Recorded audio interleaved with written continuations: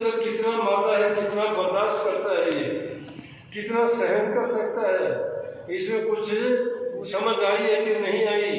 ये अहंकार का काम करना, ये तो दुनियादारी की चीज है।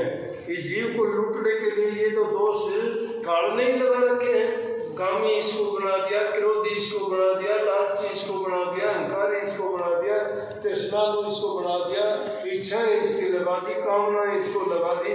उनमें बैठता फिरता है, कभी भरता ही नहीं है। और इन्हीं चीजों के पीछे भागता भागता अंत में हाथ कुछ नहीं आता, खाली जेबें होती हैं, कफन में कोई जेब नहीं होती। ये दुनियादारी की लूट मचाते हैं ना, उनका कफन जाके देख रहे ना, कफन में जेब है, अगर हो भी तो एक पाई भी उनके पास नहीं है, बल्कि कोई उसके ऊपर से भी फेंकता हो, देखता भी नहीं किसने क्या दिया है। क्या काम आया, क्या काम आया जिनके लिए जीवन बर्बाद किया।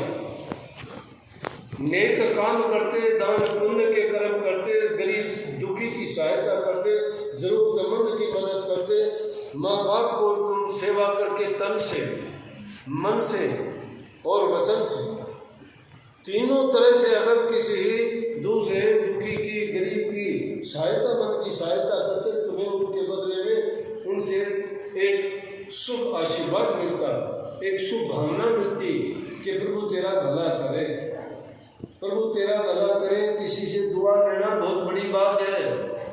ये तुम रोजाना आशीर्वाद के लिए कहते हो ना, आशीर्वाद दे दो, आशीर्वाद के लायक बन जाओगे, तुम्हें आशीर्वाद देने की जरूरत नहीं। आशीर्वाद तो हमेशा तुम्हारे ऊपर बरसता रहता है। उस आशीर्वाद को स्वीकार नहीं करते, ये आशीर्वाद ही है।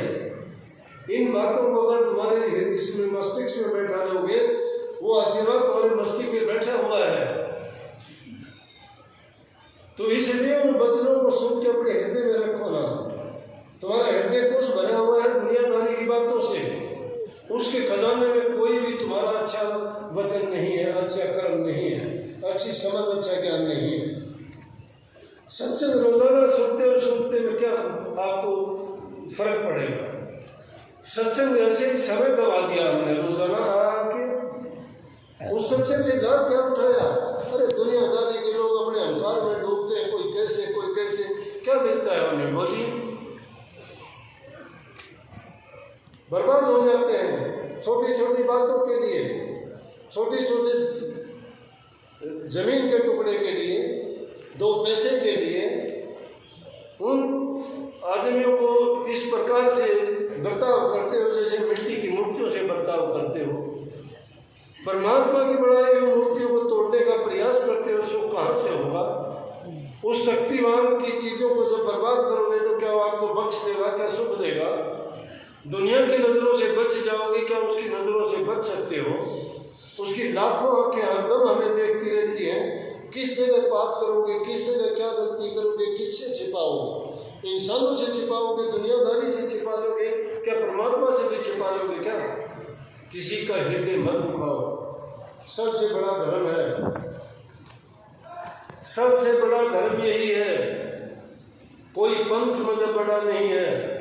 बड़े इंसान के सद्गुण हैं, जिसमें वो सद्गुण नहीं है, जो दूसरे की भावनाओं को नहीं समझता है, अपने वचन से किसी को तकलीफ देता है, तन से किसी को परेशान करता है, मन में किसी के प्रति दुर्भावना रखता है, तो समझो कि उसके बाद पल्ले कुछ भी नहीं है।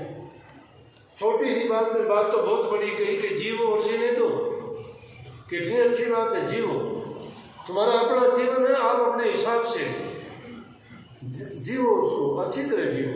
किसी के रास्ते में तुम बाधा ना बढ़ो, तुम्हारे रास्ते में कोई बाधा नहीं बढ़ेगा। किसी के लिए बुरा ना करो, तुम्हारा बुरा करने वाला पैदा नहीं होगा। अगर वो करेगा तो उसको उल्टा उसी को मिलेगा सजा, तुम्हें नहीं मिलेगी। आजमा के देख लेना। अगर तुम्हारा कोई बुरा करता है, तुम तो सोचते हो कि इसने ऐसा कैसे बोल दिया। एक गरीब आदमी को तो कुछ भी बोलते हैं, तो गरीब आदमी को तो कुछ भी बोल देते हो, सुन लेता है बेचारा लाचार।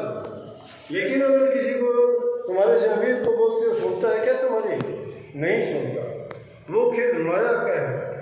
गरीबी में इंसान भक्ति करता है, अमीरी में नहीं करता।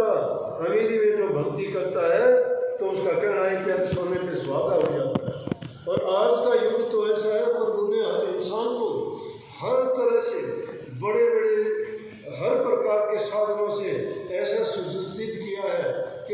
किसी प्रकार का दुख, कष्ट और पीड़ा नहीं है। सब प्रकार का सुख है हर इंसान को। फिर भी किस चीज को, वो सुख मिलने के कारण किस चीज को भूले? किस चीज प्रभु को भूले और कोई चीज नहीं भूले। नई नई चीजें और हमने ईजाद कर ली दुनिया में फंसने के लिए, झूठे कामों के लिए, इस बर्बादी के रास्ते पे चलने के लिए। उस ओर तो हम बढ़े जा रहे हैं, लेकिन जिस रास्ते पे चल के हमें शांति मिलनी चाहिए, जिस पे चल के हमें खुशी मिलनी चाहिए, ये मीठी जेड़ संसार को इसीलिए कहा गया है कि जेड़ में रहते हुए महसूस नहीं हम जेड़ में हैं, लेकिन महसूस करोगे जब समझ आएगी जब तक समय चला जाएगा। ये काल की कैद है, और इसकी काल की कैद में जब तक रहेंगे यूं ही मरते रहेंगे, जीते रहेंगे, लोगों से, बीमारी से, तकलीफ से, कभी किसी चीज़ की इच्छा न के लिए, कभी किसी चीज़ की कमी महसूस करते हुए, कभी भी मन में अमन चैन नहीं होगा। धन होगा तो धन के कारण दुखी रहोगे, निर्धन होगे तो निर्धन होगे दुखी रहोगे, संतानहीन होगे तो संतान के लिए तड़पोगे, ज़्यादा संतान वाले होगे तो संतान ही तुम्हें दुखी कर देगी। कितने लोग आके कहते घर से निकाल दिया हमें, किसने निकाल दिया? बेटे बहू ने। किसके बेटे बहू? हमारे हैं। उन बेटे बहू के लिए हमने क्या क्या नहीं किया? झूठ बोली, कपट किया, धोखा किया, चोरी की, दुनियादारों का दूसरे लोगों के साथ धोखा करते रहे, और वो पाप का घड़ा तो हमारे सिर पर धर दिया, और उसका तो नतीजा कब मिलेगा? उससे पहले हमारी संतान ने नतीजा देना शुरू कर दिया, क्योंकि वो संतान ने जो खाया, जो जल पिया, जो अन्न उनको खिलाया, जो भी चीज़ उनको दी गई, वो कपट की, धोखे की, छल की, बेईमानी की थी। उन चीज़ों का गुण अच्छा कैसे हो सकता है? जो चीज़ गलत रास्ते से आई है उसका प्रभाव हमेशा गलत ही रहेगा। इसलिए आप मंदिर, मस्जिद, गुरु के पास जाके कहते हो प्रसाद दे दो। प्रसाद होता क्या है?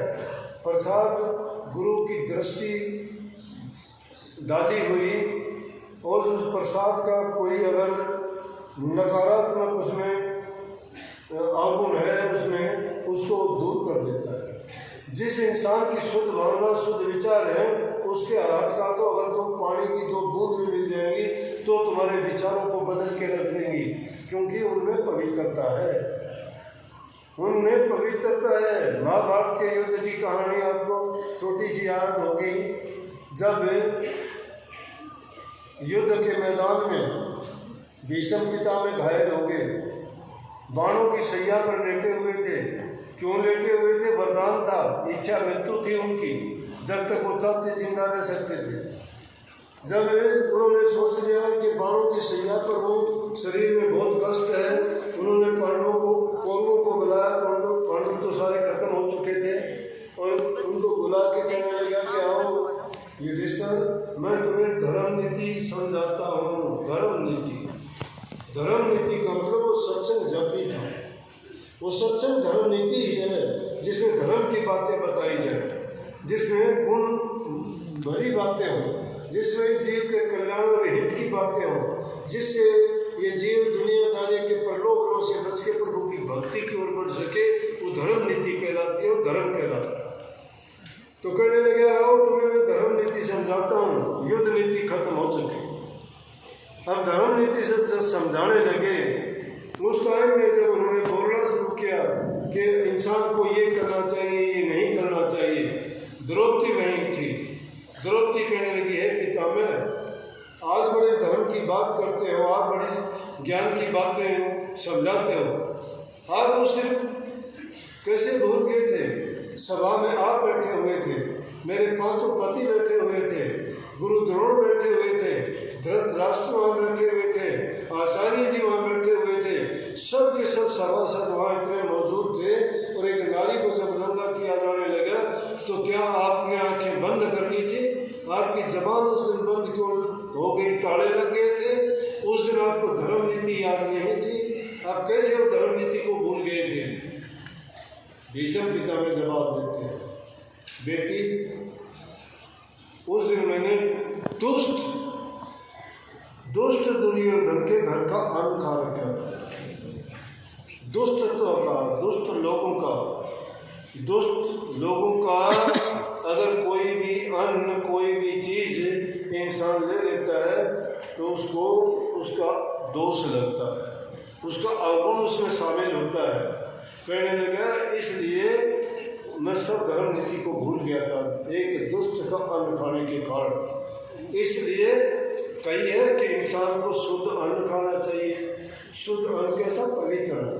पवित्र अन्न कौन सा होता है? अपनी कमाई का, हेरा फेरी का, झूठ कपट का, इन चीज़ों का जो गलत तरीके से आता है वो कभी भी ऐसे ऐसे आदमी देखे हैं जिंदगी में देखे। उनके बड़े अफसर थे और उनके घर में छोटे अफसरों ने कोई चीज़ भिजवा दी उनकी गाय भैंस के लिए, नाम नहीं लूँगा, अच्छी बात नहीं है। फिर तो जब अफसर घर में आकर अपनी पत्नी से पूछने लगा ये बोली किस चीज़ की है? कहने लगी ये बिनोड़े की है। कहाँ से है बिनोड़े? कि वो आदमी दे के गए। क्यों दे के गए? पैसे दिए उसको? बोला नहीं। तो क्यों दिए? उसी टाइम बुलाया, वो बोली उसके वापस घर डाला। बोला कि आज ये रिश्वतखोरी का दिया हुआ मेरे बच्चे, भैंस खाएगी, दूध देगी, दूध में इसी का अंश होगा और वो मेरे बच्चों को बिगाड़ के रख देगा। इसलिए अन्न जल पवित्र होना चाहिए सत्संगियों के लिए, संगति अच्छी होनी चाहिए, नेक इंसानों में बैठना चाहिए। जब भी बैठते हो सत्संग, सतगुरु और वचन का जिक्र होना चाहिए। जहाँ कहीं भी होते हो वहाँ प्रभु का गुणगान होना चाहिए, जिससे तुम्हारे विचारों की शुद्धता बनी रहे, मन में कोई किसी प्रकार के विकार धर ना कर। अगर एकांत में होते हो या कहीं बैठते हो, सत्संगी हो, फिर भी जिक्र किस चीज़ के करते हो? उल्टी सीधी बातों के जिक्र करने में क्या फायदा? उल्टी सीधी बातें करने से एक तो टाइम तुम्हारा व्यर्थ जाएगा, मन में तुम्हारे कचरा भर जाएगा, जो तुम्हें उठते बैठते तुम्हें सोचने के लिए मजबूर करेगा कि फला आदमी का ये हो गया, उसने ऐसा क्यों किया। अरे अगर तुम उस वक्त में प्रभु के किसी गुणगान का, किसी घटना का जिक्र करते और हृदय में और मस्तिष्क में उस चीज़ को रखते, तो आपको सपने में भी सपना कोई आता तो ऐसा ही सपना आता जिसमें आपको या तो प्रभु के दर्शन होते या कोई संत महात्मा फकीर के दर्शन होते या कहीं ऐसी जगह तुम सत्संग सुन रहे होते। तो इसका मतलब है कि वो शुद्ध वचन, पवित्र वाणी, अच्छी संगति इंसान को सौपन, सुसुप्ति और जागृत, ये तीन अवस्था जीव की है। जागृत में हम यहाँ बैठे हुए हैं, सुसुप्ति की हालत है निद्रा की अवस्था में, और तीसरी है सौपन। सपन जब आता है तो आदमी का मन शरीर को छोड़ के बाहर निकल जाता है, घूमता है। इसीलिए तो आपको पता लगता है कि आज सपना आया, पहाड़ों में चला गया, नदियों में चला गया, वहाँ गया, शरीर तो वहाँ था, तो नहीं गए, मन तो गया, मन नहीं सोया था। लेकिन अगर दिन की घटनाएं तुम्हें याद आती तो सपने में भी वही आती, सपन में उनका आता, जागृत अवस्था में भी तुम उस घटना को सोचते, जैसी दिखती है उसको सोचते ही हैं। इसलिए संतों ने कहा संत मत ऊंचा क्यों है?